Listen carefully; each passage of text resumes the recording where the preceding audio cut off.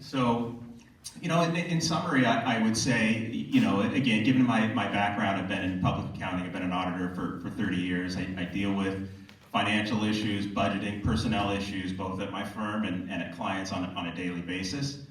So they're nothing new, but they're very significant issues and they're very important, and I think I'm well suited to help address those issues.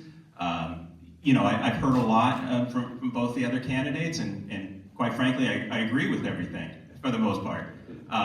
And that's a good thing. I think the question is, who's best served to go about and get these things done? And that's the big question, and quite frankly, I don't know them all personally, so I'm not going to tell you all the personal reasons why I think they can't get it done, other than to say, I know myself, and I know what I've done in the past, and I know I can get it done. My focus is getting things done. I'm a firm believer that more is lost by indecision than wrong decision. That doesn't mean you make rash decisions, but means you need to make decisions and move things forward. And if I'm lucky enough to be elected, that's exactly what I'll do. You still have another 60 seconds. Oh, okay. If you have something more to say. Well, I could go on and talk about myself, but truthfully though, all these things we're talking about, I've gone back and looked. So we talked about town center, and I went back and looked.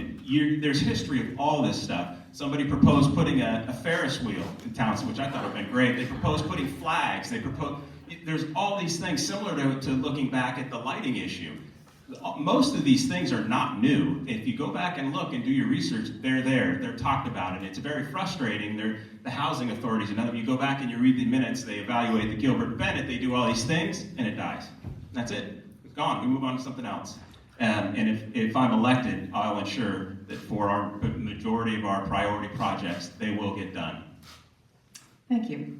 That is your 2 minutes. Yeah, thank you. Mr. Tatko, 2 minutes. Great.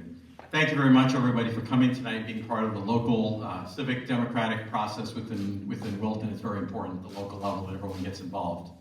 So I moved to Wilton 11 years ago with my wife and baby at the time. We didn't have a whole lot of time to really understand the character at the time when we were deciding on buying the house, but I feel very glad years later, and I'm very happy we made the decision to come here. And it's been great being a resident here, but now I see an opportunity to contribute in the role of Board of Selectmen.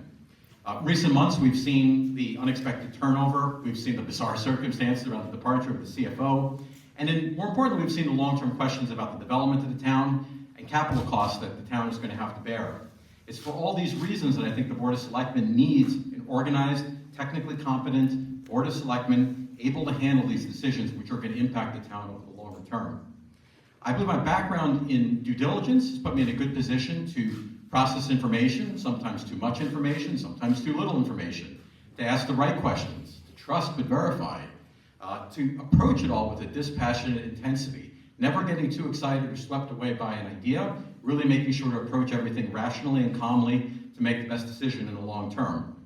The other part of the role of Board of Selectmen I think is very important is to have a long-term vision. My background in investment research is one where you don't know how an investment's ultimately going to turn out. You can have an idea for what the potential upside is. You can have an idea for what the risks might be. You can have an idea of how it might be better or worse than another one. But it's really about thinking about that vision for the long term, and that's something that we need to keep developing as a town. Some of the things we can think about as a town, I mentioned perhaps mixed-use development projects. Maybe a public-private partnership could make sense for the town. What can we do with our physical assets to drive businesses to the town center? And then again, approaching nature, approaching the natural beauty we have in the town to really embrace where we are here in Wilton. There's a lot to consider here. I hope everyone will come and support me on November 4th. Thank you very much. Thank you. And Mr. McCarty, your 2 minutes. Of course, thank you all for coming tonight. My background as corporate counsel for insurance and financial services companies has taught me well the value of process and controls.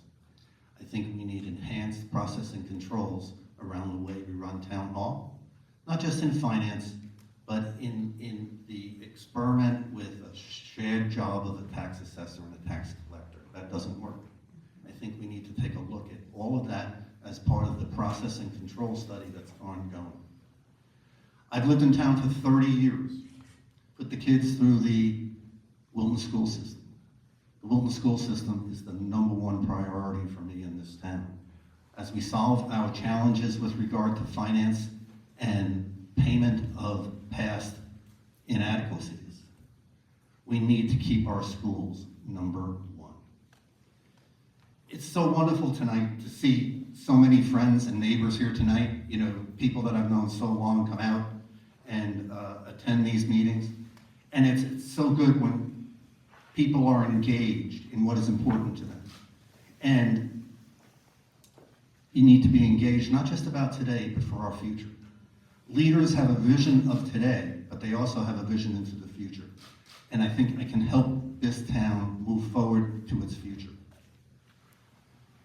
You may be familiar with how I got appointed to the board, but whether you're a Democrat or a Republican, an independent or unaffiliated, we all care deeply about this town and want to see it succeed. My pledge to you is to find common ground by fostering bipartisan unity. I will seek greater transparency in our boards and committees. Recently, a close friend returned to Wilton after not living here for almost 10 years. And as we were going to dinner, they said, you know, Wilton has changed, but it still feels the same. I think we need to make sure that as we move forward, we keep that Wilton feeling in what we do. Thank you for your support.